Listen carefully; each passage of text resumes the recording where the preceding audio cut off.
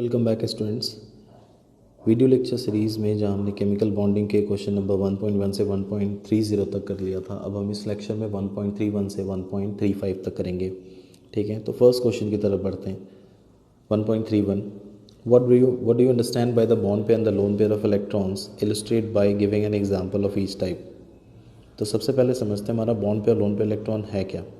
ठीक है, so bond pair और लोन पेयर यानी कि जो बॉन्डिंग में इन्वॉल्व हो गए, pair of electron that is involve in bonding, bond pairs and lone pairs. ठीक है, यानी कि ये वो शेयर्ड पेयर ऑफ इलेक्ट्रॉन्स हैं, shared pair of electrons involve in bonding, involve in bonding known as bond pair of electrons. और ये हमारे आपके अनशेयर्ड पेयर ऑफ इलेक्ट्रॉन्स हैं जो कि हमारे बॉन्डिंग में not involve in bonding, involve in bonding, वो हमारे लोन पेयर इलेक्ट्रॉन्स। जैसे एग्जांपल आप लेने, कई मॉलिक्यूल्स हैं जहाँ पे आपको लोन पेयर बॉन्ड पेयर दिखाई देता है। सबसे बेस्ट एग्जांपल्स अगर हम देखें, अमोनिया, नाइट्रोजन के लास्ट सेल में 5 इलेक्ट्रॉन होते हैं, 5 इलेक्ट्रॉन में से ये 3 हाइड्रोजन के साथ शेयर करता है और एक लोन पेयर इलेक्ट्रॉन्स यहाँ पे दिख जाते हैं। तो इस मॉलिक्यूल में हम कह सकते हैं कि this is the lone pair of electron, और ये जो तीनों हमारे आपके हैं ये तीनों बॉन्ड पेयर इलेक्ट्रॉन्स हैं। अनदर मॉलिक्यूल की अगर हम बात करें लाइक H2O, वाटर मॉलिक्यूल की बात करें तो वाटर मॉलिक्यूल में ऑक्सीजन सेंट्रल एटम है, इसके पास 2 लोन पेयर इलेक्ट्रॉन्स होते हैं, एक लोन पेयर इलेक्ट्रॉन यहाँ शो करें, एक loan pair electron tetrahedral arrangement में, और 2 हाइड्रोजन हमारे बॉन्ड पेयर इलेक्ट्रॉन है। तो arrangement is tetrahedral, well the shape अगर हम बात करें तो हम इसे बेंड शेप कहते हैं। तो ये जो हमारे आपके हैं ये बॉन्ड पेयर इलेक्ट्रॉन्स हैं, और ये जो 2 आप देख रहे हैं हमारा आपका लोन पेयर इलेक्ट्रॉन्स है। एडवांटेजेस इसके ये हैं कि बॉन्ड पेयर और लोन पेयर इलेक्ट्रॉन्स के अकॉर्डिंगली आप मॉलिक्यूल के शेप को एक्सप्लेन कर सकते हैं on the basis of valence electron pair repulsion theory. सबसे ज़्यादा इसकी इंपॉर्टेंट हमारी वेस्पर थ्योरी में ही दिखाई देती है on the basis of number of bond pair and lone pair of electrons. ठीक है, you can predict the shape of a molecule, it's geometry, उसका शेप अरेंजमेंट कैसा होगा उसके अकॉर्डिंगली दिया बताया जा सकता है। ठीक है, कि वेस्पर थ्योरी के अकॉर्डिंगली ये बताया गया ना कि लोन पेयर रिपल्शन हमारा सबसे ज़्यादा होगा then the lone pair bond pair, then the bond pair repulsion सबसे लीस्ट आपको दिखाई देगी।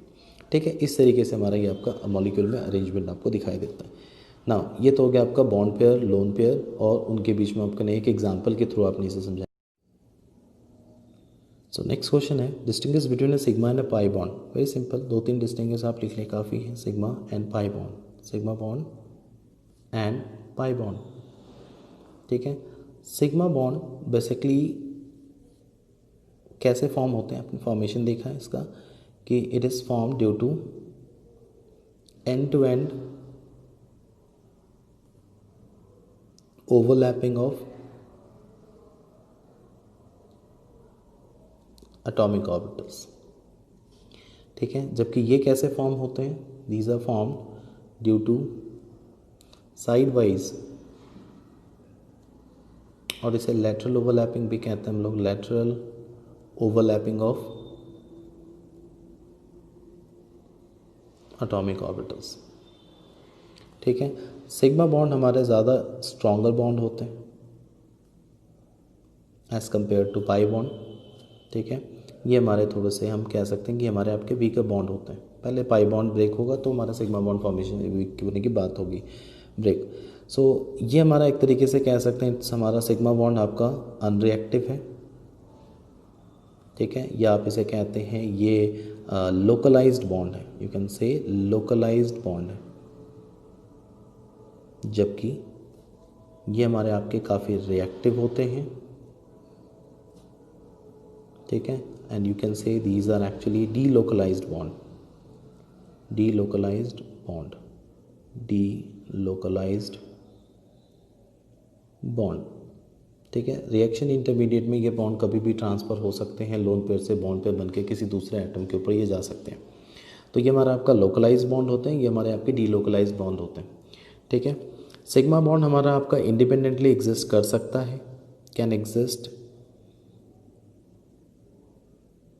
इंडिपेंडेंटली, जबकि ये हमारा आपका can not exist independently. Okay, तो ये हमारे आपके बेसिक डिस्टिंग्विश हैं इनके बीच में, हमारा आपका सिग्मा और पाई बॉन्ड के बीच में। ठीक है, नेक्स्ट क्वेश्चन की तरफ बनता है। आप इसका स्ट्रक्चर देख सकते हैं। सिग्मा बॉन्ड हमारा आपका दो एस के बीच में इस तरीके से बनता है, एक एस और एक पी के बीच में इस तरीके से बनता है, दो पी ऑर्बिटल्स के बीच में इस तरीके से फॉर्म होते हैं। ठीक है, जबकि पाई बॉन्ड हमारा साइड वाइज ओवरलैपिंग से इस तरीके से पी भी हमारा आपका बॉन्ड बनता है। ओके, नेक्स्ट क्वेश्चन की तरफ जाते हैं। क्वेश्चन नंबर 1.33, ये हमारा आपका वीबी थ्योरी, वैलेंस बॉन्ड थ्योरी के अकॉर्डिंगली ये चीज़ आपको एक्सप्लेन करना है कि explain the formation of H2 molecule on the basis of valence bond theory. तो वीबी थ्योरी के अकॉर्डिंगली, ठीक है, ये कहा कि जैसे ही दो हाइड्रोजन एटम एक दूसरे को अप्रोच करते हैं, क्या क्या चीज़ें देखने को मिलती है उसे हम ऐसे कंसिडर कर सकते हैं। सपोज कर लीजिए दो आपके हाइड्रोजन के एटम हैं, ठीक है, this is the nucleus of A, this is the nucleus of B.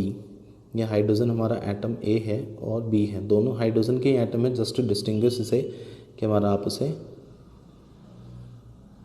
अलग अलग आप समझ पाएँ। ये इलेक्ट्रॉन हो गया ए का, ये इलेक्ट्रॉन हमारा आपका हो गया बी का।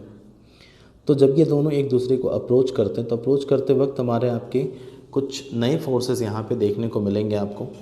ठीक है, वो फोर्सेस ये होंगे कि इसका न्यूक्लियस, ठीक है, इसके इलेक्ट्रॉन को इनके और इनके बीच में आप ऐसे दें एरो, अट्रैक्टिव फोर्सेस काम करेंगे। ठीक है, यहाँ भी इसका न्यूक्लियस हमारा इसके इलेक्ट्रॉन को अट्रैक्ट करेगा, ये अट्रैक्टिव फोर्सेस काम करेंगे। जबकि आपका दोनों न्यूक्लियस के बीच में हमारा आपका रिपल्सिव फोर्सेस काम करती हैं, ये दोनों आपका रिपेल करेंगे एक दूसरे को, और दोनों इलेक्ट्रॉन एक दूसरे को रिपेल करेंगे। यही नहीं, दोनों इलेक्ट्रॉन भी एक दूसरे को रिपेल करेंगे। जो ओल्डर फोर्सेस की बात है वो पुराने फोर्सेस हमारे आपके जो ऑलरेडी रहेंगे ही, उनके न्यूक्लियस और इलेक्ट्रॉन्स के बीच में वो आपको एज इट इज़ रहेंगे। तो ऐसा जो दो आपके बोर्ड लाइंस में मैंने आपको यहाँ पे दिखाया है कि new attractive forces and repulsive forces, वो दो चीज़ें आपको यहाँ पे दिख रही हैं। So it has been observe that, we can write, हम ऐसे लिख सकते हैं इसे कि it has been observe that when two hydrogen atom approaches each other then the new attractive forces, दोनों ही फोर्सेस होते हैं, ठीक है, अट्रैक्टिव और रिपल्सिव फोर्सेस भी दिखते हैं, मगर जो दोनों नए अट्रैक्टिव फोर्सेस हैं, ठीक है, मैग्नीट्यूड में ये हमारे आपके न्यू रिपल्सिव फोर्सेस के कंपेयर में, न्यू रिपल्सिव फोर्सेस के कंपेयर में ज़्यादा स्ट्रॉन्गर होते हैं। ठीक है, and the energy of system जिसमें ये दो एटम्स आपके हैं सिस्टम में, है ना, that decreases, energy of system also decreases, on decrease in energy that means it shows the stability of molecule। तो जब आप इसका डायग्राम पोटेंशियल एनर्जी का इंटर एटॉमिक सेपरेशन के साथ आप इसका डायग्राम ड्रॉ करेंगे, this is potential energy and this is inter atomic separation. तो ये डायग्राम जब आप ड्रॉ करेंगे तो देखेंगे इसे आप पोटेंशियल एनर्जी, पहले ये जब काफ़ी दूर थे, इनके बीच में इंट्रैक्शन हमारा बहुत कम या ना के बराबर था, तो potential energy was almost zero. जैसे जैसे ये अप्रोच करते पोटेंशियल एनर्जी डिक्रीज होते होते हमारे आपकी एक पॉइंट पे जहाँ पे हमारा बॉन्ड फॉर्मेशन हो जाएगा, वहाँ पे हमारा आपका ये मैक्सिमम नेगेटिव पोटेंशियल एनर्जी ये आपको शो करेंगे। अगर उससे क्लोजर अगर एटम आते हैं तो there will be a strong repulsion. अगर ये पॉजिटिव की तरह आ रहा है तो इसका मतलब है ये रिपल्शन, ये ऊपर की तरफ लाइन आने वाली, तो यहाँ पे आपका नेगेटिव एनर्जी बॉटम पे हमारा आपका जो है पोटेंशियल एनर्जी मिनिमम है, उस समय आपका बॉन्ड फॉर्मेशन हो जाएगा। और बीच के जो कंडीशंस है वो अप्रोच जब डिस्टेंस आपके क्लोजर आते हैं, ये उनका कंडीशन है कि जैसे जैसे इंटर एटॉमिक सेपरेशन, यानी कि एटम और एटम के बीच में जब दो एटम के बीच के सेपरेशंस कम होते हैं तो पोटेंशियल एनर्जी डिक्रीज होना स्टार्ट होती है, it becomes more and more negative. और जब ये बॉन्डेड हो जाते हैं तो सबसे ज़्यादा आपको नेगेटिव दिखाई देती है, और अगर इससे भी क्लोज़र अगर आपके एटम आएंगे तो there will be a strong repulsion. ठीक है, तो इसके accordingly an hydrogen molecule is formed and hence hydrogen molecule will be formed. तो मेन जो हमारा आपके जो चीज़ें थी वो मैंने आपको बता दी। बाकी आप एनसीईआरटी को रेफरेंस कर सकते हैं, एक बार पूरी तरीके से इसके है ना पैराग्राफ को आप पढ़ सकते हैं और उसे एक्सप्लेन कर सकते हैं। ठीक, कि क्या क्या चीज़ें हो रही हैं, पुराने ओल्डर फोर्सेस क्या थे, न्यू फोर्सेस क्या बने, उसके बाद हमारा आपका नए अट्रैक्टिव फोर्सेस को आपको शो करना है कि वो ज़्यादा स्ट्रॉन्गर होता है magnitudinally than the new repulsive forces, और सिस्टम की जो एनर्जी है, पोटेंशियल एनर्जी, वो धीरे धीरे डिक्रीज होना स्टार्ट करती है and becomes negative at a point जहाँ पे हमारा आपका मैक्सिमम नेगेटिव डिक्रीज हो जाएगी। वो उस कंडीशन पे हम कह सकते हैं कि वो मॉलिक्यूल हमारा आपका फॉर्म हो जाएगा। ठीक है, सो दिस इज, ये हमारा आप कह सकते हैं कि this is the condition where the H2 molecule is form through the valence bond theory. Next question पे आते हैं basically. So next question is right the important condition required for the linear combination of atomic orbitals to form molecular orbitals. तो सबसे पहले हमारी जो आपकी energy है, ये हमारे आपके लीनियर कॉम्बिनेशन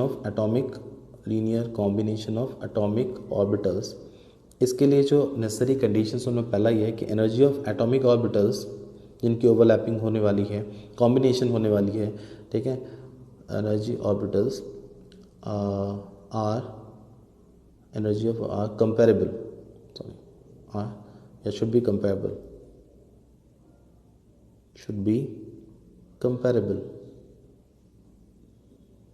डिफरेंस आपका नहीं होना चाहिए, नहीं कि 1s का आपका 1s के साथ हो सकता है, हमारा आपका एटॉमिक ऑर्बिटल हो सकता है 2s का 2s के साथ हो सकता है, तो इक्वल है, कंपेरेबल हमारा। ठीक है, एनर्जी एटॉमिक ऑर्बिटल्स की हमारे यहाँ पे इंटरमिक्सिंग एटॉमिक ऑर्बिटल के कॉम्बिनेशन हो सकते हैं। दूसरा, इसके बाद हमारे पास आपका सेकेंड जो कंडीशन है, the extent of overlapping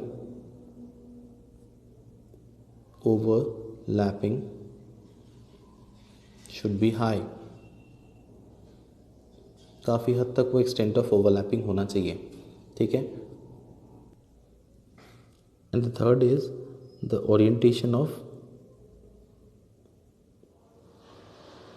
atomic orbital should be proper, यानी प्रॉपर ओरिएंटेशन होना आपका वो ज़्यादा ज़रूरी है, तब जाके आपके, ठीक है, लीनियर कॉम्बिनेशन हमारे आपके एटॉमिक ऑर्बिटल्स के हो सकते हैं। ठीक है, तो ये हमारा आपका होगा linear combination of atomic orbitals के आपके क्या क्या इंपॉर्टेंट कंडीशंस है। एनर्जी आपके कंपेरेबल या इक्वल होनी चाहिए, एक्सटेंट ऑफ ओवरलैपिंग ज़्यादा होनी चाहिए, और ओरिएंटेशन जो है ना वो भी हमारा एक प्रॉपर ओरिएंटेशन होना चाहिए, that should be a proper orientation of atomic orbitals. ठीक है, next is last, use molecular orbital theory to explain why the Be2 molecule does not exist. Okay, it's very simple. सबसे पहले molecular orbital theory के accordingly the electronic configuration for a molecule like this beryllium जिसका atomic number less than 7 है, ठीक है, आगे तो वैसे less than 7 या greater than 7 किसी में पुट कर दो सेम आएगा, बट हम एक सीक्वेंस को लेके चलते हैं लेस देन 7 के लिए, तो उसके लिए हमारे पास इलेक्ट्रॉनिक कॉन्फ़िगरेशन जो आएगा, electronic configuration that is for the atomic number less than 7 या टोटल जिसके पास 14 से कम इलेक्ट्रॉन हो, उसके लिए हम ये यूज़ करेंगे। सो 1s sigma 1s sigma 2s, ठीक है, sigma 1s sigma star 1s sigma 2s and sigma star 2s, ये हमारे आपके मॉलिक्यूलर ऑर्बिटल्स आपके हो गए इंक्रीजिंग एनर्जी ऑर्बिट्स में। यहीं तक इलेक्ट्रॉन आपके इसके फिल हो जाएंगे बेरिलियम के, क्योंकि Be2 मॉलिक्यूल के पास बेरिलियम एटॉमिक नंबर हमारा आपका hydrogen, helium, lithium, beryllium atomic number 4 होता है। 2 बेरिलियम के एटम अगर कंबाइन करते हैं तो 8 इलेक्ट्रॉन होते हैं, 4 2 है ना, 4 और 4 8 इलेक्ट्रॉन। 8 इलेक्ट्रॉन को अगर इसमें अरेंज करना है आपको, तो ये सारे मॉलिक्यूलर ऑर्बिटल्स हैं, एंड आपको पता है हर एक मॉलिक्यूलर ऑर्बिटल 2 इलेक्ट्रॉन्स एकोमोडेट कर सकता है। So on the basis of that अगर मैं इनका इलेक्ट्रॉनिक कॉन्फ़िगरेशन लिखूं तो ये हो जाएगा sigma 1s2 sigma star 1s2 sigma 2s2 sigma star 2s2, 8 electron हो चुके हैं आप देखिए। अब बॉन्ड ऑर्डर अगर हम इसका निकालें तो फॉर्मूला क्या होता है bond order, number of bonding electron minus number of anti bonding electron. Bonding electrons ये हैं जिनमें आप स्टार नहीं देख रहे हैं, ये बॉन्डिंग इलेक्ट्रॉन्स कहलाते हैं। और ये कितने हैं, तो 2 इलेक्ट्रॉन्स और 2 इलेक्ट्रॉन्स यानी total 4 electrons minus half of 4 minus anti bonding electrons ये हैं ठीक है, और ये भी कितने हैं, 2 और 2 4 आपके। So half of 4 minus 4 is 0। तो बॉन्ड ऑर्डर हमारा आपका एक्चुअली हमारा नंबर ऑफ बॉन्ड्स को रिप्रेजेंट करता है। तो एक्चुअली हमारा नंबर ऑफ बॉन्ड अगर ऑर्डर हमारा 0 आ गया तो ऐसे मॉलिक्यूल्स जिनका बॉन्ड ऑर्डर 0 होता है, the molecule doesn't exist, the molecule doesn't exist. Same question आपका जो है ना H2 मॉलिक्यूल के लिए भी आता है, He2 हीलियम के तो है ना मॉलिक्यूल के लिए भी आता है कि हीलियम का मॉलिक्यूल भी क्यों नहीं एग्जिस्ट होता, तो उसका भी इलेक्ट्रॉनिक कॉन्फ़िगरेशन लिखेंगे तो आपका sigma 1s2 sigma star 1s2, ठीक है, ये होगा। और बॉन्ड ऑर्डर आप इसका निकालें half of 2 minus 2, so that will be 0 again. तो ये भी मॉलिक्यूल हमारा एग्जिस्ट नहीं करता, ठीक है। 4 आपके इसमें इलेक्ट्रॉन होंगे हीलियम 2 में। एक हीलियम का एटॉमिक नंबर 2 होता है, हर एक हीलियम के एटम में 2 इलेक्ट्रॉन होते हैं। 2 हीलियम के एटम में 4 इलेक्ट्रॉन, 2 बॉन्डिंग में 2 एंटी बॉन्डिंग में। Overall bond order is 0। So when ever the bond order is 0 the molecule doesn't exist, ठीक है। तो ये आपको पता होना चाहिए। और इसके साथ हमारा आपका जो ना ये He2 मॉलिक्यूल भी हमारा एग्जिस्ट नहीं करेगा, ठीक है। So the molecule Be2 will not exist. So this is all about this lecture. 1.35 तक हो गया, अपने नेक्स्ट लेक्चर में 1.40 तक कंप्लीट कर देंगे और इस NCERT एक्सरसाइज के सारे क्वेश्चंस हमारे केमिकल बॉन्डिंग के हो चुके होंगे, ठीक है। So thank you and bye.